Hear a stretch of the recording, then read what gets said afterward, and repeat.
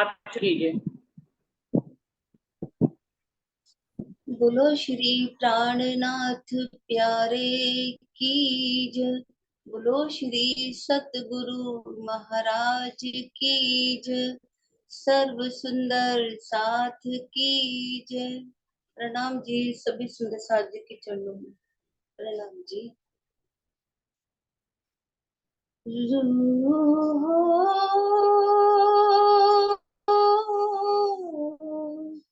मेरे तुम्हारा आशिक, मैं सुख सदा तुम्हें चाहूं। वास्ते तुम्हारे कई विध के, इश्क अंग उपजाओ। रूह मेरे तुम्हारा आशिक, मैं आशिक तुम्हारा कहलाया। मैं आशिक तुम्हारा कहलाया। मैं लिखे इश्क के बोल, मासूक कर लिखे तुमको, मासूक कर लिखे तुमको। सो भी लिए ना तुमको, रूठो मेरे तुम्हारा आशिक। अव्वल बीच और आखिर, अव्वल बीच और आखिर, लिखे तीनों ठोर निशान। ए बी तक हम तुम जान ही, ए बी तक हम तुम जान ही, भेजी तुमको पहचान। रूठो मेरे तुम्हारा आशिक। अव्वल दोस्ती हक की, अव्वल दोस्ती हक की, लिखी माहे फुरमान। पीछे दोस्ती बंधन की, पीछे दोस्ती बंधन की,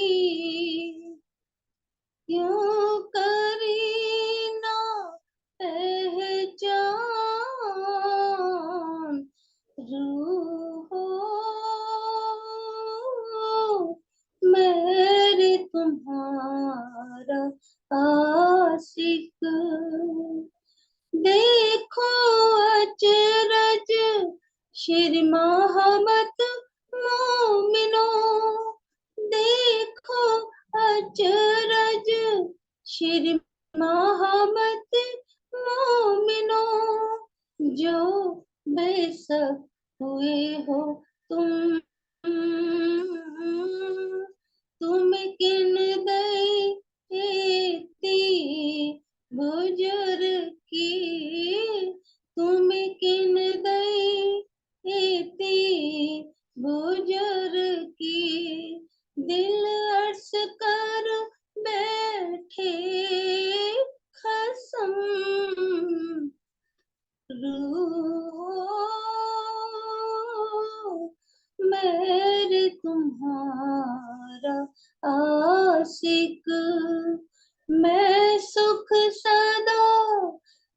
तुम्हें चाहूं, मैं सुख सदा तुम्हें चाहूं, वास्ते तुम्हारे कई विध के, वास्ते तुम्हारे कई विध के, इश्क अंग उपजाओ, रूह हो मैं तुम्हारा आशिक। बोलो श्री प्राणनाथ प्यारे की जय। बोलो श्री सतगुरु महाराज की जय। प्रणाम जी सभी सदस्य जी। प्रणाम जी। प्रणाम प्रणाम जी।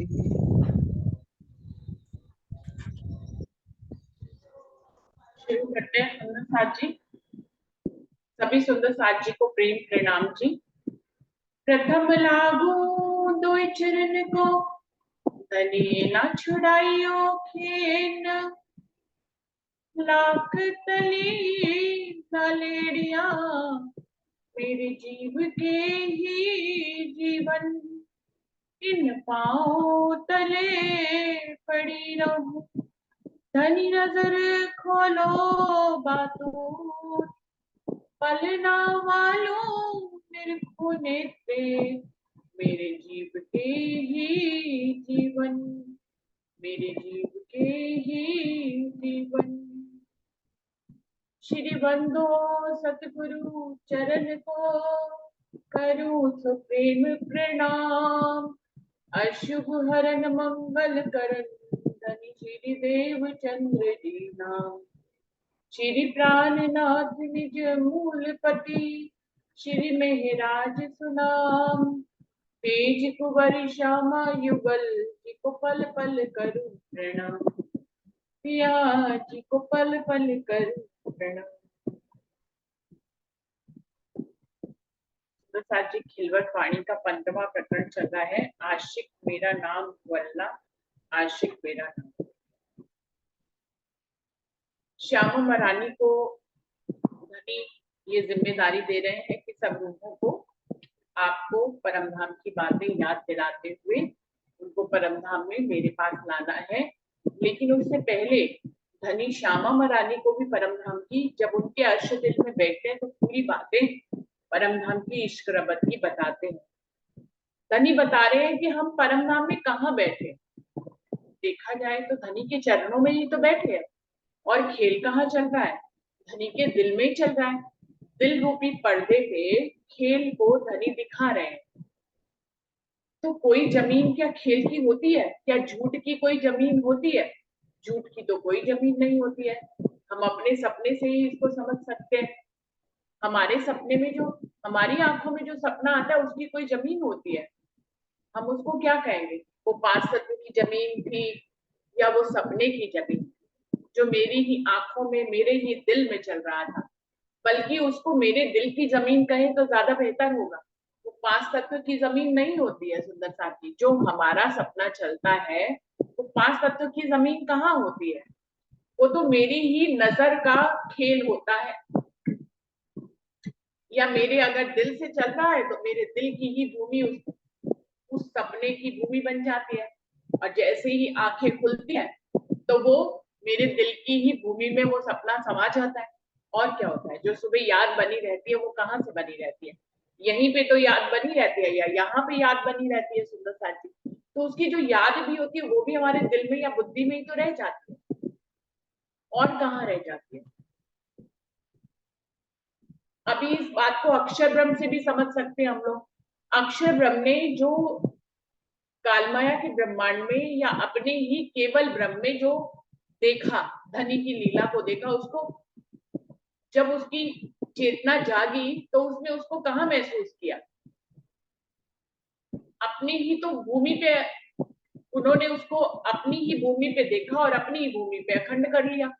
कौन सी भूमि पे? जो उनका कार्य क्षेत्र है। उनके अपने ही मन चित बुद्धि अहंकार में ही तो सब कुछ हुआ। कहीं बाहर तो कुछ हुआ ही नहीं, केवल ब्रह्म क्या है, उनकी बुद्धि का स्वरूप है, जहां पर रासलीला खेली गई और फिर अखंड कहाँ हुई, उनके चित्त में हुई, उनके ही मन में हुई। ऐसे ही तो हमारी भी होती है, हमारा सपना भी कहाँ होता है, हमारी ही दिल की भूमि पे उपजता है, और फिर जब आंख खुलती है तो हमारी दिल की भूमि में ही या हमारी बुद्धि की भूमि में वो अखंड हो जाता है, या हमें याद रहता है सुबह। हमारे पास अखंड करने की क्षमता नहीं है तो हम अखंड नहीं करते, लेकिन सुबह तो याद रहता है, फिर थोड़े दिनों बाद हम उस सपने को भूल भी जाते हैं, क्योंकि ये ब्रह्मांड भूल लाने वाला है इसलिए। तो जो सपना होता है वो उसकी कोई अलग से भूमि नहीं होती है, जिसकी आंखों में वो सपना चल रहा होता है या जिसके दिल में सपना चल रहा होता है, उसी की भूमि पे होता है। अब हम कहते हैं ये 5 तत्व का सपना है, पर ये चल किसकी भूमि पे रहा है, राज्य के दिल में चल रहा है। तो बताइए सुंदर साथ जी, अगर हम मार्फत की नजर से देखें या धनी के इश्क की नजर से इस बात को, इस खेल को देखें, तो ये खेल कहीं पे भी नहीं है, राज्य के दिल में ही है। इस बात को और आगे चौपाइयों में क्लियर भी किया है कि ये खेल तो, और इस बात का एक जगह नहीं कई जगह इशारा किया गया है कि ये खेल तो कुछ भी नहीं है, जैसे बाज का फूल है, जैसे आकाश का फूल है, तो ये सब कहाँ होते हैं, होते ही नहीं है, ये कहाँ है, अगर है तो ये कहाँ चल रहा है। जो वाणी में बार बार बताए, धनी ने अपने दिल रूपी पर्दे पे रूपों को वो खेल दिखा रहे हैं, धनी के दिल पे ये दिल में ये पर्दा ये खेल चल रहा है। तो ये खेल किसकी भूमि पे है, ये आज भी परमधाम में खेल है। हम क्योंकि जागृत नहीं है अपने मूल तनों में, इसलिए हमारी नजर इस खेल में आई है, तो हमें ये बात समझ में नहीं आ रही है, हम समझ रहे हैं कोई एक अलग सा ब्रह्मांड है जहां हम आए हैं, हम कहीं नहीं। देखिए इससे पहले जो खेल बनते थे वो धनी ने अपने दिल में नहीं दिखाए थे, इससे पहले जो खेल बनते थे वो धनी के दिल में नहीं, वहां से सिर्फ हुकुम पारित होता था और उसको अक्षर ब्रह्म अपने अव्याकृत के स्वरूप से महाविष्णु के सहयोग से बनाते थे, लेकिन उसमें धनी का सिर्फ हुक्म शामिल था, उनके दिल पे नहीं चलते थे खेल। लेकिन इस बार का खेल क्योंकि उनकी ब्रह्म सृष्टियां देख रही हैं और उनकी ब्रह्म सृष्टियों को वो कहीं बाहर ले जा नहीं सकते, इवन उनकी नजर को भी कहीं बाहर नहीं ले जा सकते, तो उनकी नजर को किससे कनेक्टेड किया है, अपने दिल से कनेक्टेड किया है। अब जब अपने दिल से कनेक्टेड किया है राजी महाराज ने, तो अपने दिल रूपी पर्दे पे ही तो खेल दिखा रहे हैं, तो खेल कहाँ चल रहा है, धनी के दिल रूपी पर्दे पे चल रहा है, हमें नहीं दिखाई दे रहा है। हम क्योंकि अभी फरामोश है तो हमें ये बात इल्म के रूप में पता होने के बावजूद हम इस बात को इस ढंग से नहीं ले पाते हैं कि हमारी नजर या आज भी राज्य के दिल पे टिकी हुई है और ये खेल राज्य के दिल में चल रहा है।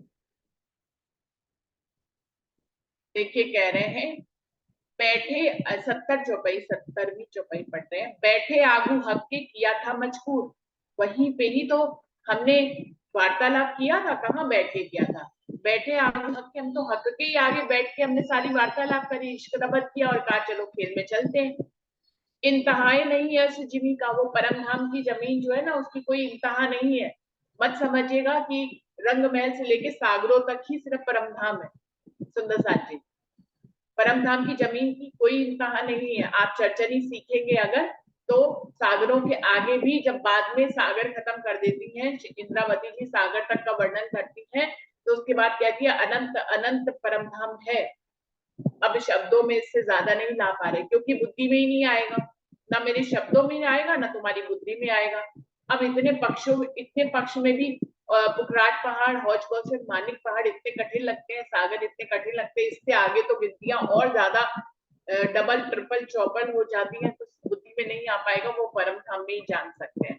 तो इंतहाई नहीं अर्थ जिमी का। और दूसरी बात ये है, इस ढंग से तो कहा ही पक्ष के रूप में तो परम धाम का कहा ही है कि कोई इंतहा नहीं है, लेकिन दिल रूपी दिल से अगर देखे तो परम धाम की इंतहा नहीं है का क्या मतलब है कि रूहें परम धाम से बाहर नहीं जा सकती, ना उनकी नजर जा सकती ना वो जा सकते। इसलिए ये करिश्मा धनी ने किया कि अपने दिल की ही भूमि पे उन्होंने खेल को बनाया और फिर उसी खेल में रूहों की नजर कर दी। ये क्या मुश्किल है सुंदर साथ जी, ये कोई मुश्किल ही नहीं हो सकता। ये मान लीजिए हमें कोई भी काम करना होता है पहले कहाँ आता है सुंदर साथ जी, हमारे दिल में ही तो आता है। हम इस बात को ऐसे समझें कि हमें अगर कोई काम करना होता है, मान लीजिए मुझे अपने अंग अपने बेटे के लिए, यहाँ तो अंग जो है हमारा बेटा या हमारा बेटी होती है ना, जिनको हम अपना अंग कहते हैं, उनको मुझे कुछ दिखाना है, तो मैं ये बात उनको दिखानी है, सबसे पहले कहाँ आएगी? मेरे दिल में आएगी। सबसे पहले ये बात कहाँ उपजेगी? मेरे दिल में उपजेगी। मेरी बुद्धि उसकी प्लानिंग करेगी, तो मेरे ही तो मनचित बुद्धि अहंकार उसको उपजा रहे हैं। फिर क्या होता है, जब हमारे दिल में आती है तो हमको उसको क्रियान्वित रूप करने की सोचते हैं, तो जब क्रियान्वित रूप करने की सोचते हैं और अपने अंग को कहीं और नहीं ले जाना चाहते, तो अपने दिल रूपी पर्दे पे ही हमने खेल बनाया, पूरी प्लानिंग कर ली। कहाँ कर ली राजी ने? अपने दिल में ही तो प्लानिंग कर ली, अपने दिमाग में प्लानिंग कर ली और अपने दिल में उस खेल को चलाना शुरू किया। जब कोई डायरेक्टर कोई फिल्म बनाता है तो पहले पूरी फिल्म उसके दिल में चलती है ना, तब फिर वो इस दिल से निकलकर वो लिखित रूप में आती है, फिर लिखित रूप में आके वो कालमाया के ब्रह्मांड में वो पिक्चर बनती है। बिल्कुल ऐसे ही इसको इस ढंग से समझे कि धनी ने, हम लोग नहीं कहते हैं अरे सब कुछ धनी के दिल में पहले से ही फिक्स है, हमें हमें क्या सोचना है, वो तो सारी लीला, हर रूह की लीला पहले से ही फिक्स है। तो कैसे कह देते हैं ये बात फिक्स है पहले से ही? क्योंकि हमें मालूम है, कहीं ना कहीं हम जानते हैं कि धनी के दिल में ही सब कुछ है, कहीं बाहर नहीं है। पूरी प्लानिंग पहले से हुई है। हम ये तक कहते हैं कि उसमें से पत्ता भी नहीं हिल सकता धनी की मर्जी के बिना। धनी की मर्जी से सब कुछ प्लान है पहले से ही, तो सब कुछ पहले से प्लान है, क्या मतलब है? पिक्चर पहले से ही बनी हुई है, हमें तो सिर्फ दिखाई जा रही है अभी। धनी के दिल में तो हमेशा से थी, है और रहेगी पिक्चर। हम रूहों को अब राजी के दिल से कनेक्टेड होकर उस पिक्चर का हिस्सा बना लिया गया है, और कुछ नहीं है सुंदर साथी। तो क्या कह रहे हैं? इंतहाई नहीं अर्श जमीन का, तुम कहूं नजीक होके दूर। परमधाम की जमीन की कहीं कोई इंतहा नहीं है, कोई भी एंड नहीं है, कोई छोर नहीं है, और उस छोर को हम पार भी नहीं कर सकते। तुम कहूं नजदीक हो के दूर, अब तुम इस बात से समझो कि तुम धनी के नजदीक हो कि दूर हो। कहीं गए नहीं, आए नहीं, धनी के दिल रूपी पर्दे पे ये खेल चल रहा है जहां हम देख रहे हैं, कोई और भूमि नहीं है। तो आप क्या कहते रहते हो बार बार कि हम आए हम आए हम आए खेल में?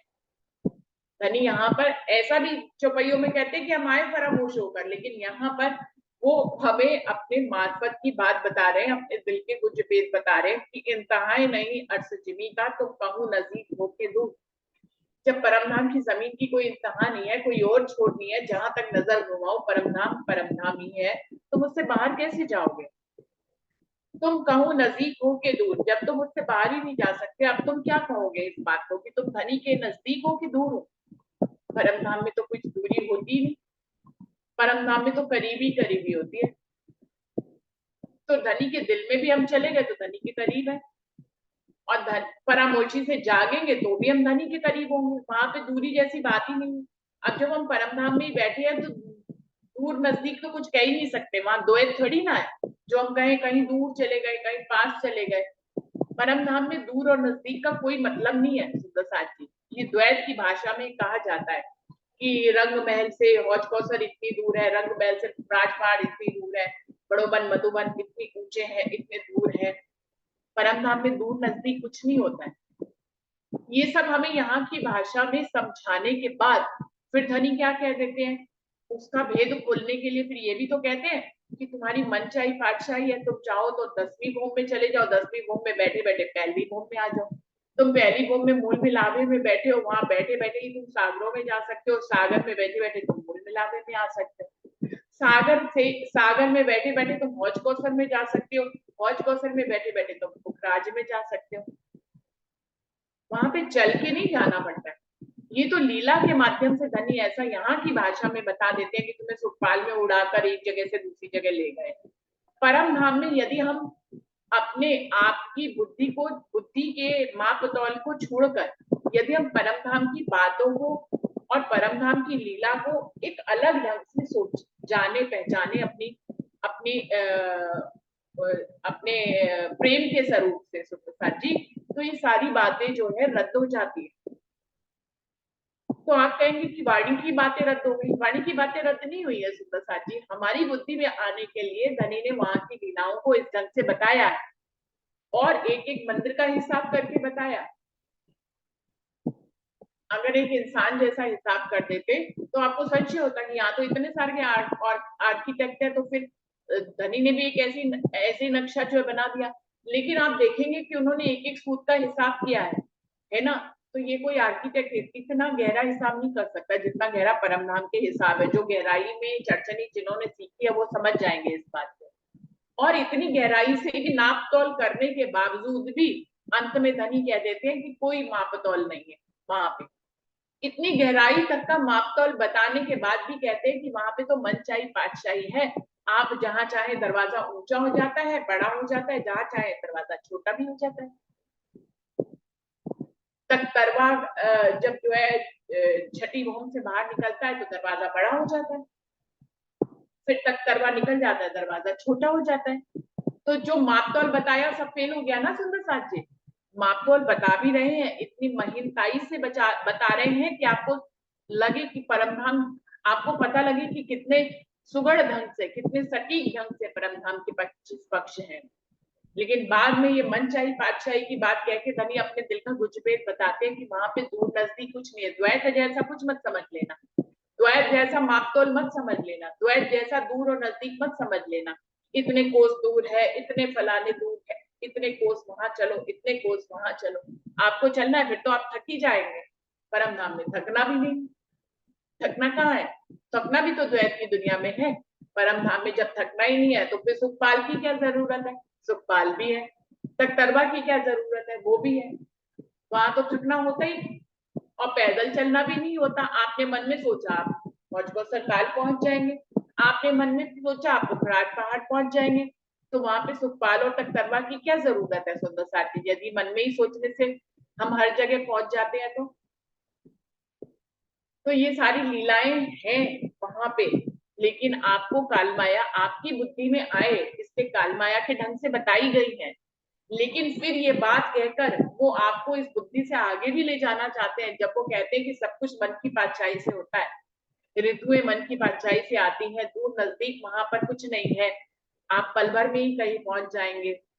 आप पल भर में मन की पातशाही से सारे आंकड़े गलत हो जाएंगे। कोई भी मंदिर बड़ा हो जाएगा, कोई भी मंदिर छोटा हो जाएगा। पहली भूम 10वीं भूम में कन्वर्टेड हो जाएगी, 10वीं भूम 4थी भूम में कन्वर्टेड हो जाएगी, निरंक 4थी भूम में होगा, पूरे परमधाम के जर्रे जर्रे में दिखाई देगा। कैसे? वैसे तो एक के ऊपर एक भूम बनी हुई है, फिर वो कहते हैं कि एक पहली भूम से ही आप 10वीं भूम, सब कुछ ट्रांसपेरेंट है, सब कुछ देख सकते 10वीं भूम तक। शीशे के मंदिर सिर्फ दूसरी भूम में बने हुए हैं, लेकिन वो कहते हैं कि जब 4थी भूम में निरत होता है तो पहली भूम में भी दिखाई देता है, इवन पुखराट पहाड़ में भी दिखाई देता है, हौजकोसर ताल में भी दिखाई देता है जब रूहें 4थी भूम में निरत करती है। तो ये सारी बातें आपको बताकर फिर वो आपकी जो बुद्धि का लेवल है जिसमें लाने के लिए सारी लीलाएं वर्णन करी थी, फिर उस बुद्धि से बाहर भी तो निकालने के लिए इशारे करते हैं ना सुंदर साथी। क्योंकि हमें उसको, हमें धनी ने सब स्वप्न की बुद्धि के हिसाब से बताया जरूर है, लेकिन वो हमें परमधाम की बुद्धि तक ले जाना चाहते। तो कोई उपाय तो था नहीं परमधाम की बुद्धि के, परमधाम की इतनी अनुपम अद्वितीय लीलाओं के बारे में आपको कैसे बताते? अगर अनुपम अद्वितीय ही कह के रह जाते तो हमारी बुद्धि में कुछ नहीं आता, तो हम लज्जत नहीं ले पाते, हम स्वाद नहीं ले पाते। तो हमारी बुद्धि में आने के लिए यही के मापतौल के हिसाब से हमें बताया तो सब कुछ, लेकिन फिर उस बुद्धि से छुड़ाने के लिए धनी ने आगे ऐसे इशारे भी किए। ये विरोधाभास नहीं है, ये स्टेप है। पहले इस स्टेप से शुरू करिए, फिर इस स्टेप से आगे भी निकलिए। अगर आप आगे नहीं निकलेंगे तो कालमाया के ब्रह्मांड की बुद्धि में ही भ्रमण करते रहेंगे ना, यही के नाप तौल पे बने रहेंगे। तो एक बार ये भी मंथन में प्रश्न आया था कि हमें नाप तौल में पढ़ना चाहिए कि नहीं पढ़ना चाहिए। परमधाम के जो 25 पक्ष है उनमें इतनी सारी गिनतियां हैं, इतने सारे नाप तौल है, उनको हमें समझना चाहिए कि नहीं समझना चाहिए? क्योंकि उसमें इलम गहरा हो जाता है, इलम गहरा हो जाता है तो प्रेम कम हो जाता है, प्रेम कम, और पहले जब इलम गहरा होता है तो हम चितवनी में भी नाप तौल में ही लगे रहते हैं, तो हमारी चितवनी इश्क के रूप में परिवर्तित नहीं हो पाती है। तो इस तरह के मंथन भी आए थे जो हमारी वीडियोस बनी हुई है, जिसके ऊपर हम लोगों ने वीडियोस भी बनाए कि नापतोल किस लिए दिए गए, कि आप नापतोल से चले। पहला स्टेप तो यही से शुरू होगा। तो हर चीज जो धनी ने दी है वो इम्पोर्टेंट है। पहली बात तो इस बात का विश्वास रखें, हमारे अंदर इतना विश्वास होना चाहिए कि धनी ने जो कुछ यहाँ पर लाए हैं उसमें कोई राज है, उसमें कोई भी बिना कारज कारण नहीं है। अगर वो नाप तोल लाए हैं तो उसमें नाप तोल का कारज कारण है ना सुंदर साथी। जब धनी नाप तोल करके बता रहे तो हम कौन होते हैं ये कहने वाले कि हमें नाप तोल करना चाहिए या नहीं करना चाहिए। ये कुछ लोग हैं सुंदर साथी जिनको नाप तोल में नहीं पढ़ना ना, तो वो कह देते हैं अरे नाप तोल करना बेकार है, ज्यादा नाप तोल करो तो इल्मी हो जाते हैं। ऐसा नहीं, अगर नाप तोल करके इल्मी ही बनना होता, इल्मी ही होना होता तो धनी नाप तोल क्यों लाते। उनकी तो हर अदा प्रेम की है, फिर नाप तोल भी लाए तो ये भी प्रेम की अदा है। हमें जाननी होगी कि प्रेम की अदा कैसे। इस नाप तोल की ये पहली सीढ़ी है, नाप तोल के माध्यम से ही हम इससे छूट कर फिर प्रेम की सीढ़ी पे जाते हैं सुंदरता। तो धनी की हर अदा में तो प्रेम है, तो उनके नाप तोल में प्रेम को क्यों नहीं देख पा रहे हम ज्ञानी लोग। देखना पड़ेगा ना सुंदर सत्य। ज्ञानी भी बना रहे हैं, वो अपनी रूहों को ज्ञानी बना रहे हैं, तो फिर इसमें कोई खास बात होगी ना सुंदर साथी। रूहों को ज्ञानी बनाने के बाद ही वो इश्क में लाते हैं। तो राज्य की हर अदा में प्रेम देखना आना चाहिए सुंदर साथी। अगर हम धनी की हर अदा में प्रेम नहीं देख पाएंगे ना, तो फिर हमारी मंजिल अभी अधूरी है, अभी बहुत दूर है बातें। मार्फत की बातों में, मार्फत की बातों को समझने में अभी बहुत देरी है सुंदर साथी। तो वो नाप तोल लाए हैं, मैं तो कहती हूँ वो नाप तोल लाए हैं तो इसमें धनी की अदा है ना, प्रेम की अदा है। वो नाप तोल लाए तो बिना कारण थोड़ी ना लाए। और अक्षरातीत नाप तोल लाया है परम धाम का, तो हम कौन होते हैं इस स्वप्न की बुद्धि से कहने वाले कि नाप तोल में पढ़े या नहीं पढ़े। बिल्कुल पढ़े, बिल्कुल पढ़े नाप तोल में। मैं तो खुद पढ़ी, मैंने तो एक एक जर्रा जर्रा चरचरी में सीखा है, हर नाप तोल को सीखा है। कभी ये बात नहीं आई दिल में कि नाप तोल करे कि ना करे, कहीं इल्मी ना बन जाए, कभी ये बात दिल में आई नहीं। राज आंटी तो इसकी विटनेस है, कितना नक्शा सीखते एक एक।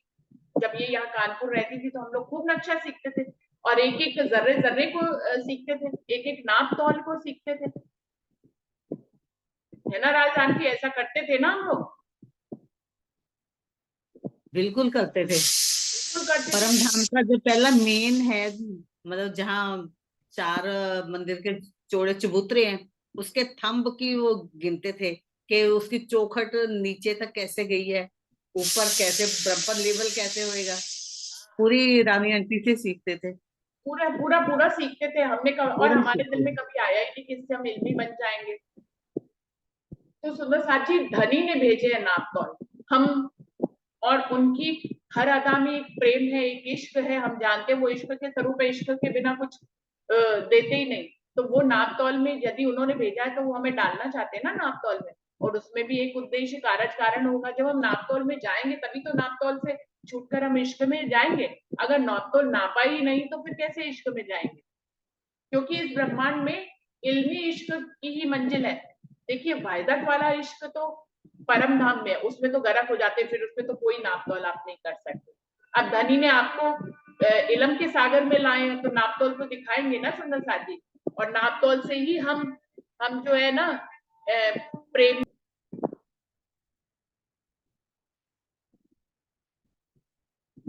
तो इंतहाए नहीं अर्थ जिमी का, तुम नजदीक हो के दूर। इस चौपाई से सारी बातें निकल आई सुंदर साथी। इंतहाई नहीं अर्श जिमी का, तुम कहो नजदीक होके दूर। अब वो कह रहे हैं तुम्हें विचार दे रहे हैं, तुम्हें दूर और नजदीक से आगे ले जाना चाहते हैं, इसीलिए तो कह रहे हैं कि परम धाम की जमीन की कोई ओर छोर नहीं है सुंदर साथी। अब तुम विचार करो, तुम दूर हो कि नजदीक हो हक के, तुम कहो नजदीक हो के दूर। दूर नजदीक की सीमा से बाहर आएंगे ना हम। पहले तो द्वैत की बुद्धि दूर और नजदीक में धनी लाएंगे, तभी तो दूर और नजदीक से आगे ले जाएंगे। दूर और नजदीक से तो हम आगे थे परम धाम में। अब दूर जिस जिस आगे की अवस्था में थे, जहां द्वैत था ही नहीं, लेकिन उस एक ईश्वर बात को हम जानते नहीं थे, इसलिए द्वैत में हमारी बुद्धि को पहुंचाया गया। और द्वैत की भूमि कहाँ है, धनी के दिल में ही चल रही है, कहीं और नहीं चल रही है। परम धाम की जमीन की कोई इंतहा नहीं है। ये कहने का क्या तात्पर्य है, ये धनी के दिल में ही खेल चल रहा है। आप समझते हैं कि खेल की कोई अलग भूमि बनी है, कोई अलग भूमि नहीं। ये खेल वो अपनी रूहों को दिखा रहे हैं, अपने दिल में ही दिखा रहे हैं। जगह जगह लिखा है अपने दिल में दिखा रहे हैं, लेकिन अपने दिल में दिखा रहे हैं, इस बात की गहराई तक हम नहीं पहुंच पाते। इसका मतलब हम समझते हैं कि हम उनके दिल में तो हम देख रहे हैं, लेकिन खेल की एक और भूमि बनी हुई है जहां हमारी नजर को धनी ने भेजा हुआ है।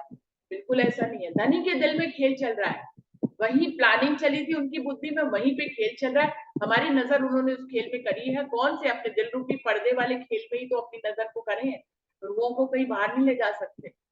आगे ये बात क्लियर हो रही है, बाहर तो ना जाए सको छे ना आवे जिमी।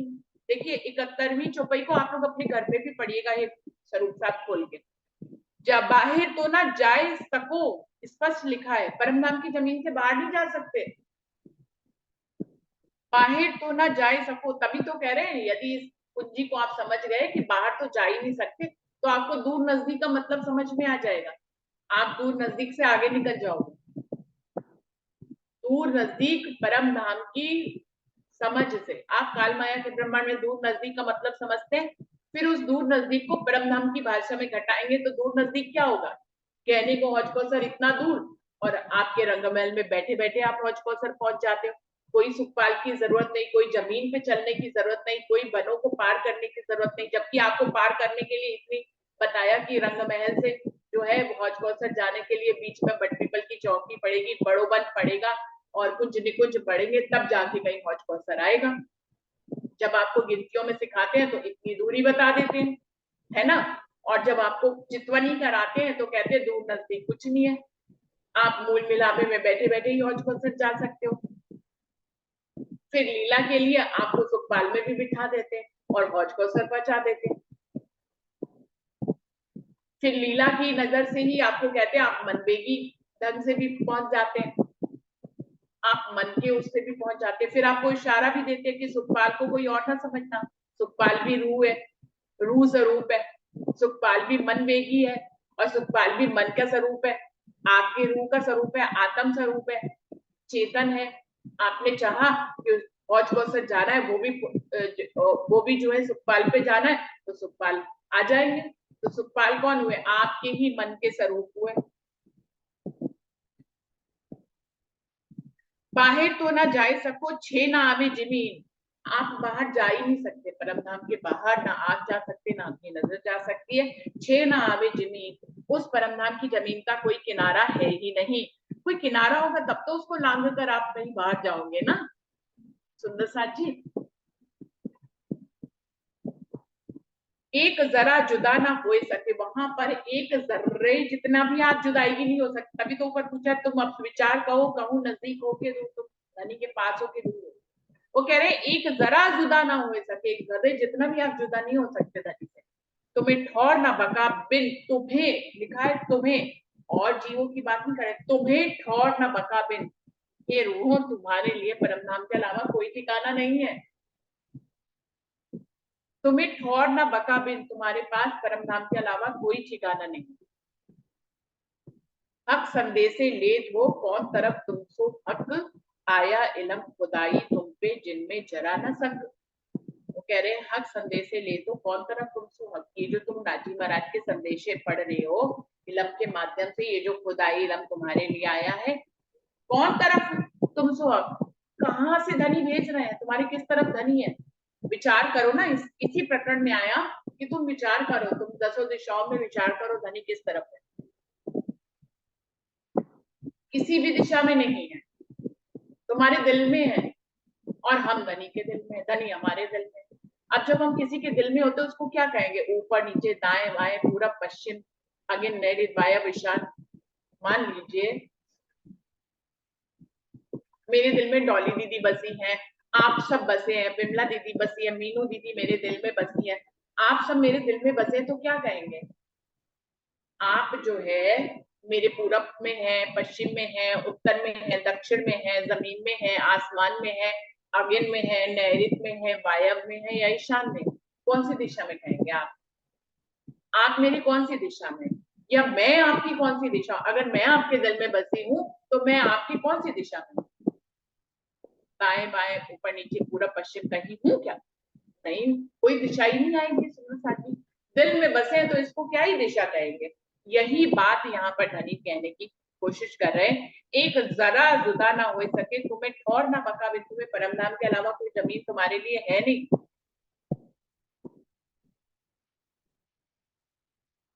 देखो ये वाली चौपाई वो ये थी, 58 चौपाई थी। देखो दिल में दसों दिश किन तरफ है हक, दसों दिशा में नजर घुमा के देखो तुम्हारे किस तरफ हक है। ये विचार देखो इलम को, इलम से इस बात का गहरे ढंग से विचार करो तो जरा ना रहे सक, तो तुम्हारे दिल में कोई भी सच्चे नहीं रह जाए। अब यहीं पे तुमसे पूछ रहे हैं हक संदेशे ले तो कौन तरफ तुम सो हक। तुम ये जो धनी के ज्ञान पढ़ रहे हो, इतना इलम का खुदाई इलम को ले रहे हो, उनके संदेशों को समझ रहे, कौन तरफ तुम सो, तुम्हारे हक किस तरफ है। हमारे हक किसी भी तरफ नहीं है सुंदर साथी, ना पूरब में, ना पश्चिम में, ना उत्तर, कहीं हक हमारे दिल में है। दिल से ही तो संदेश ले रहे हैं ना, कहाँ से ले रहे हैं संदेश। ये इलम दिखता बाहर है पर इसको आत्मसात कहाँ करते दिल, ये बसता कहाँ है। इसको बाहर ही बाहर रहने दे तो कुछ भी फर्क नहीं पड़ेगा इस इलम से। ये इलम जब दिल में आ जाता है, क्योंकि हक बैठे इन इलम में और हक बैठे दिल को अर्श करके, दोनों जगह हक को कहा गया। हक बाहर भी है लेकिन बात बाहर रहने से कुछ भी नहीं होती। तभी को इस ब्रह्मवाणी को हम नजरों से पढ़ के यही यही से जो जो पाठ में करते हैं ना सुंदर साथ जी, तो अंदर कहाँ जाता है, पाठ में बार ही बार तो रह जाता है।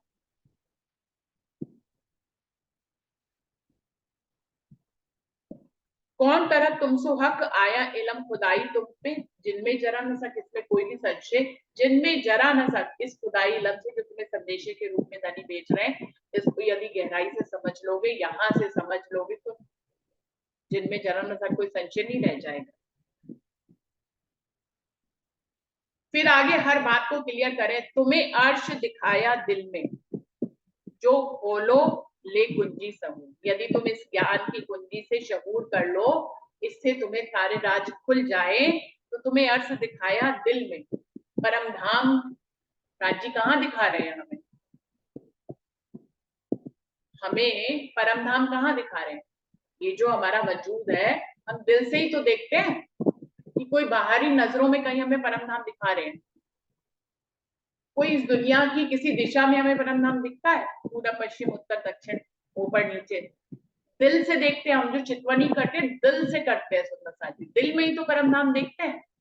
तुम्हें अर्थ दिखाया दिल में, क्यों हमें दिल में दिखा रहे हैं सुंदर साथी, क्यों हमें दिल में दिखा रहे हैं, हमारे दिल को अर्श करके क्यों बैठ रहे हैं, हमारे दिल में परम धाम क्यों दिखा रहे हैं, जिससे कि तुम इस लीला की गहराई को समझ सको कि धनी ने खेल अपने दिल में दिखाया है।